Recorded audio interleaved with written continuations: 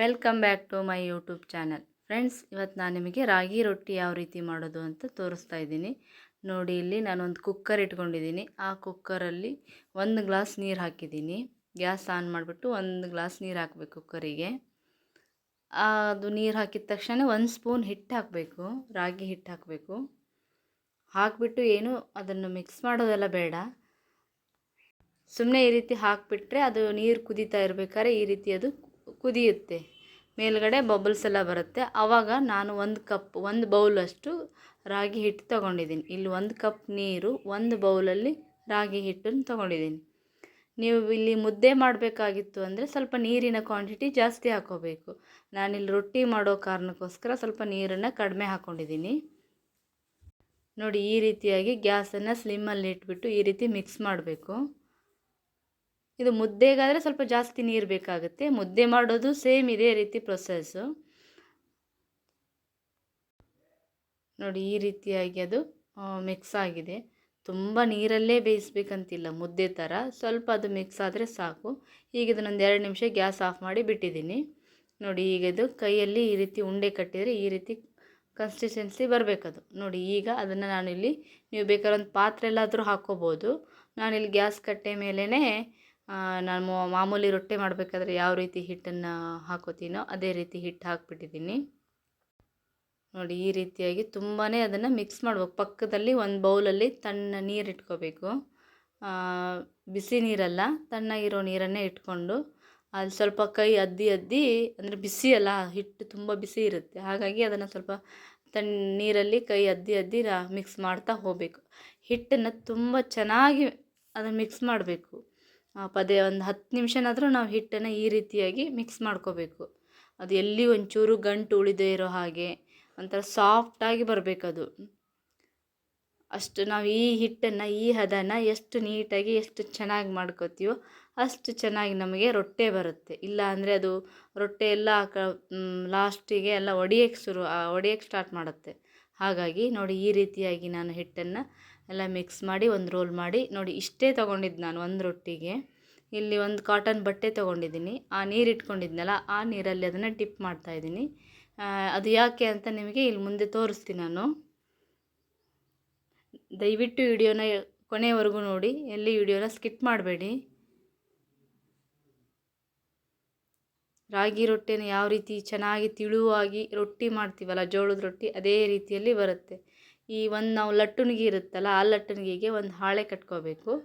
Plastic cover ಬರುತ್ತಲ್ಲ, ಅದನ್ನು ನಾವು ಈ ರೀತಿಯಾಗಿ ಅದಕ್ಕೆ ಕಟ್ಬಿಟ್ರೆ ಚೆನ್ನಾಗಿ ಎಲ್ಲಿ ಅದು ಲಟ್ಟಣಿಗೆಗೆ ಅಂಟ್ಕೊಂಡು ಬರಲ್ಲ ವಾಪಸ್ ಅಂತ.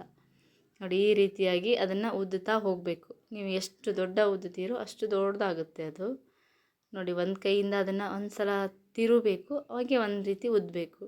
ಪಕ್ಕಕ್ಕೆ ನಾವು ರಾಗಿ ಹಿಟ್ಟನ್ನು ಇಟ್ಕೋಬೇಕು. ಸ್ವಲ್ಪ ಸ್ವಲ್ಪ ಹಾಕಿಬಿಟ್ಟು ಉದ್ದುತ್ತಾ ಹೋಗಬೇಕು. ನಿಮಗೇನಾದರೂ ಅದು ಲಟ್ಟಣಿಗೆ ಅಂಟ್ಕೊಂಡು ಬರ್ತಾ ಇತ್ತು ಅಂದರೆ ಸ್ವಲ್ಪ ಹಿಟ್ಟನ್ನು ಅದಕ್ಕೆ ಹಚ್ಚಬೇಕು. ನೋಡಿ, ಈ ರೀತಿಯಾಗಿ ರೊಟ್ಟಿ ಬರ್ತಾ ಇದೆ.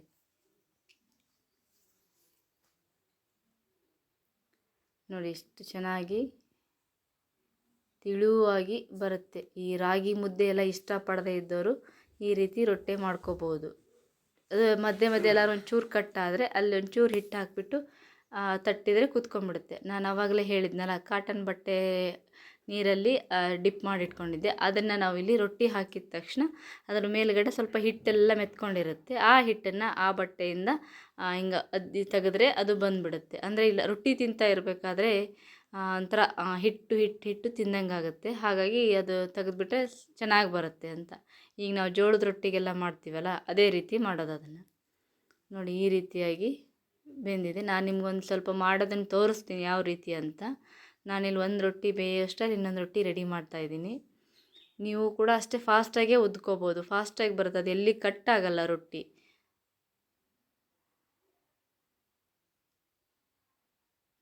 ನೋಡಿ, ಎಷ್ಟು ಚೆನ್ನಾಗಿ ಬರುತ್ತೆ ಅಂತ.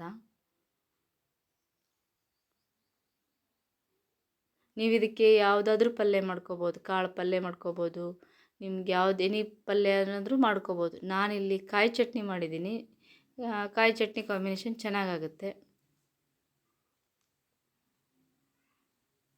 ರಾಗಿ ರೊಟ್ಟಿ, ರಾಗಿ ಮುದ್ದೆ ಇಷ್ಟಪಡದೇ ಇದ್ದವರು ರಾಗಿ ರೊಟ್ಟಿ ಮಾಡ್ಕೋಬೋದು. ತಿಳುವಾಗಿ, ತುಂಬಾ ತಿಳುವಾಗಿ ಬರುತ್ತೆ. ಒಂಥರ ಪೇಪರ್ ಥರ ಆಗುತ್ತೆ ಅದು. ನೀವು ಎಷ್ಟು ಉದ್ದುತ್ತೀರೋ ಅಷ್ಟು ದೊಡ್ಡದಾಗ್ತಾನೇ ಹೋಗುತ್ತೆ ಅದು ರೊಟ್ಟಿ. ನೋಡಿ, ಇಲ್ಲಿ ನೋಡ್ತಾ ಇರ್ಬೋದು ನೀವು ಎಷ್ಟು ಚೆನ್ನಾಗಿ ಬರ್ತಿದೆ ಅಂಥೇಳಿ. ಎಲ್ಲಿ ಕೂಡ ಒಂಚೂರು ಕಟ್ಟಾಗಿಲ್ಲ ರೊಟ್ಟಿ. ಈ ರೀತಿಯಾಗಿ ಬಂದಿದೆ.